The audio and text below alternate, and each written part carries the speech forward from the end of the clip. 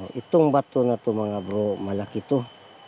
Oh, mga kalahati lang ang nakita. Malaki siya. Nasa kaya siguro 5 tons to. May nakausli siya mga bro na parang ulo. Parang ulo ng pagong. Oh. Parang kinurti talaga. O dinikit siya doon. Parang ulo ng pagong. Kinumpasan ko yan mga bro. Ang direksyon niya mga bro. Kuan siya. 50 degrees is patungo doon sa may bato mga bro. Yung bato yung bato na pa'y tinapal o hindi masyadong makita. Yung nakitang bato, yun ang bato na may parang tinapal sa taas. At saka ito mga bro, malaking bato to. May mga ito may butas pa na parang D. At saka ito ang saka ito mga bro, may mga bato-bato na nakakuan ba, para siyang nakadikit ng mga batong maliit. So para siyang ginawa o nature lang. May butas pa mga bro dito.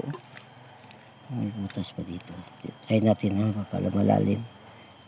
Ay, hindi man malalim mga bro. Pero may mga bato, parang ginawa siya diba? Kitang-kita naman mga bato diba? At saka dito sa tabi lang niya, ito ang forma na iwan ko, pagong ba o ang ulo naman niya nasa west direction. At saka ay parang may ulo dito. Parang magkapareho ang ulo talaga. Bro, may maliit na ulo pala. Ito may maliit na ulo. Pareha rin ang direksyon niya. 50 degrees east ang direksyon niya. Papunta doon. Ang 50 degrees papunta doon sa may batong tinapal. Pero yung dito, yung direksyon talaga ng ulo nasa mga 30 degrees is ang direksyon niya. Pero kung ikuha natin yung batong may parang tinapal, nasa 50 degrees. Yun lang mga bro. Ito may bato pa rin. Saka ito, para siyang may batong nakadikit na mga maliit. Saka dito naman kitang-kita naman dito mga bro, mayroon pa.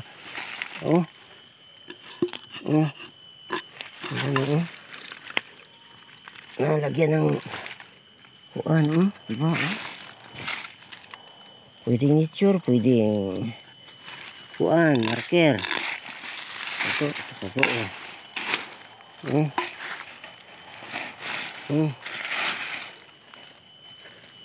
may bitak pa siya may bitak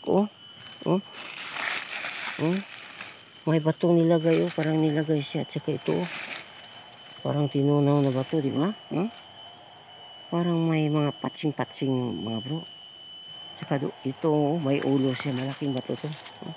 Yang si taas para siyang pinakalan. Saka dito naman parang may nilagay na bato. At saka may bitak pa yung bato niya